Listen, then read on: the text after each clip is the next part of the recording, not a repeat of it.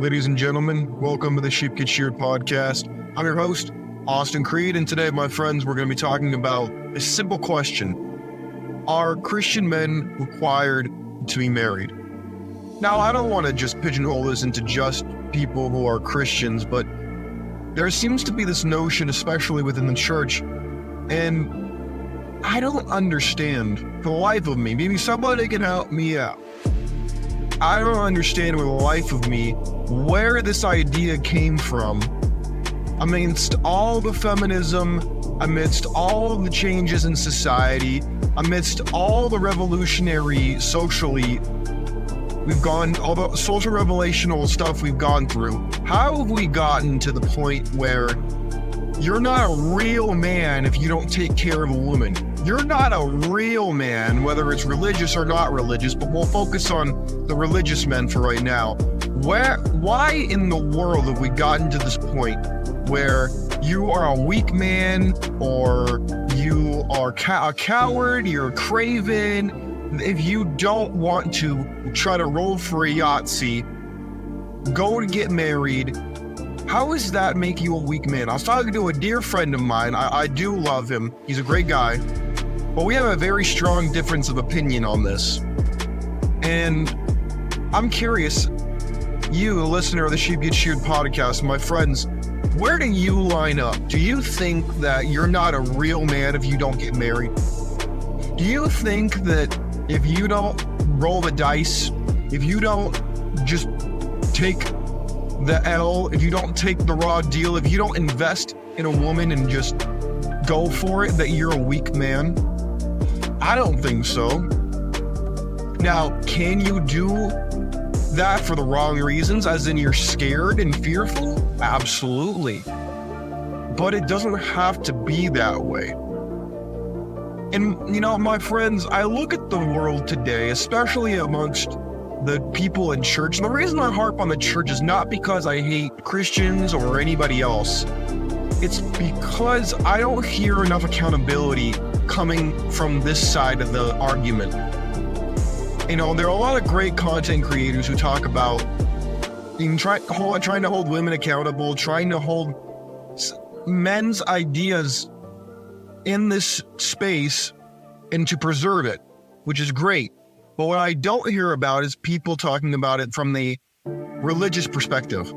And I don't want to just purely do it from that perspective, but today I think we need to have that conversation. Today I think we need to really ask ourselves, what is the difference between religion incorporated and the more spiritual, you can even say MGTOW portion? What is the main difference?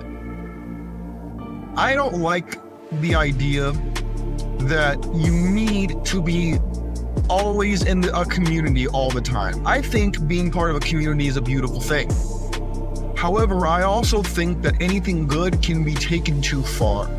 I think it can create a herd mentality that discourages the individual mind and discourages difference of thoughts and ideas.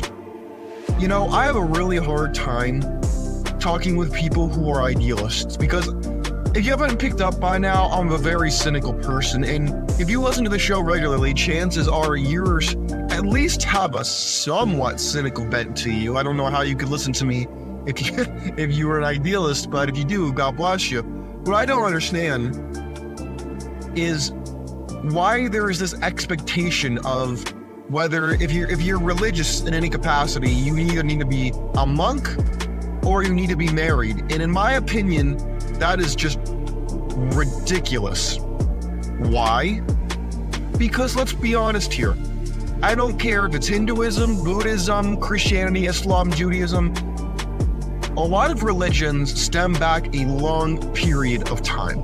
And so when we take into effect that ancient cultures are very different in modern day America, modern day Western ideals, we cannot, in good faith, mind you, we cannot make a comparison between the ancient world and the modern one. For one, the legal system wasn't involved. For one, if you as a man put forward all this time effort, money, resources, everything into your family. Your wife didn't have a ripcord to just pull at any point she wanted to take your kids, take half the stuff, leave you living in your car, or leave you to deal with the lawyers and cover the lawyer fees and everything else. I don't understand what sane society sees all this and just says, yeah, what the heck? So what? So what? You could lose half of your stuff. So what? So what? You could lose your kids and maybe see them once in a fortnight if you're lucky. So what? So what? The laws mean well. They want to protect women. So what? Look, I'm not here to tell you how to live your life. What you do with your life is your business. If you want to take the chance, I applaud you. That's great. But what I don't think is fair is, especially in the Christian church, there's this, oh, we don't want to talk about that because then that could lead to making the, quote, wrong choice. My friends, giving people options and education and options is not bad. If anything, it encourages people to think for themselves, which, in my opinion, can never be a bad thing. Anybody, I don't care whether you claim to be the best influence ever or the worst, if you want to sit there and tell me that teaching people to not think for themselves and to just listen to you or listen to people in authority and never ask questions, then I have a problem with you. And I hope other people have a problem with you, because that is a very terrible thing to do.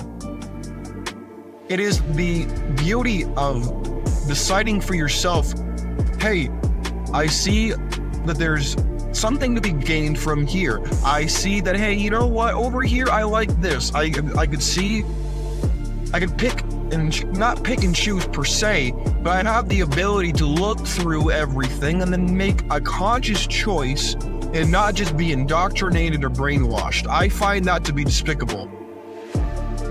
And so when we get down to the question of, are Christian men especially required to be married? Well, my question is, why would you expect anybody to be married in this climate? I think the answer should be no. In fact, when we look at society today, when we look at the marriage laws today, it's very easy to say, oh, well, the church is different. Well, in some ways, sure, it is different. In other ways, the appearance is just the only difference. Look, I get it. This is not a fun thing to talk about. I understand that hopefully you haven't had to deal with divorce, and hopefully you haven't had to see the side of women that they very much try to never actively show you. You know, there's a book that I like to highlight called The Manipulated Man by Esther Vilar, a woman who wrote about how men are used regularly, manipulated, lied to by women every day, all the time. And how it is men who are the victims in society, not women. Mind you, a woman was the one who wrote this. And now I'm not sitting here to tell you that you should just believe everything, because I don't like the idea of being labeled as a victim. But let's just circle back to this idea of thinking for yourself. When you look at that and you say that a woman is kind of giving away all the secrets, giving away the handbook, the incomplete handbook we're given as men is now coming full circle and we're getting a complete picture, we're supposed to overlook that. She talks about in her book how masculinity is often defined by women for their own benefit. And when I look at the church today, I can confidently say that in a lot of ways that's 100% true. Because women now get to play the housewife, they get to do basically whatever they want to do, cherry pick, and then at any point in time, if they want to, they can pull the ripcord and leave you out in the vacuum of space with half your stuff if you're lucky, fighting for the next God knows how long until all your kids turn 18, fighting in the family court over child support, visiting hours, parental rights, and all this stuff, when you don't have to do that. If you want to go the surrogacy route, you can. And if you want to get married still, that's totally fine. But I don't think it should be a requirement. considering the element we live in. If you can't create an environment in which a man can gain through marriage, then why the hell should we be pushed into doing it? That's where I stand on the issue. I hope that you, my friends, can understand what we're talking about today. At the end of the day, it's all about fulfillment. That is what marriage is. It's not supposed to be exciting. A lot of people focus on the exciting part of relationships, but nobody wants to talk about the fulfilling part of it. And that's what marriage is. It's supposed to be fulfilling, not exciting. But then when we look at society today, there's not really a breeding ground for fulfillment, because the ripcord can be pulled at any time, and you could have everything you worked for just taken from you in the blink of an eye because someone felt like it, or because they didn't think that what you were doing was enough, or you could put any reason or even no reason under the sun, and you have no say in the matter. Your pastor can't come in there and bail you out. The congregation can't come in there and advocate for you. Nobody. You are stuck and you're alone, and you get to suffer in silence with nothing but maybe your testimony. And even then, if it doesn't go the way people want, they'll call you bitter, they'll call you hurt, they'll label you, and they'll throw you aside. I know you don't want to accept what I'm telling you, and if you don't want to, go right ahead. I'm just telling you, I've seen it with my own eyes. So it all comes down to, do you want to be viewed as a utility, or do you want to have the courage to decide for yourself what you want to do? I'm a huge believer in developing your own personal philosophy, using your own mind to decide what you want to do with your life. If you want to follow everything your pastor tells you, if you want to go to church, that's great. If you want to take none of it, that's your business. But I'm sick and tired of people telling men what to do, what we should be attracted to, what we should value. I'm sick of it. And I hope you are too. My friends, if you have any comments, questions, concerns with what we talked about today, you can leave it on my X page, A Sheep Get Sheared. Leave it in the comment section. It's entirely up to you. My friends, I hope you learned something, and I hope that you will play with this idea and decide for yourself what best works for your life. Until next time, I look forward to talking to y'all. We're out. Have a great weekend. Peace.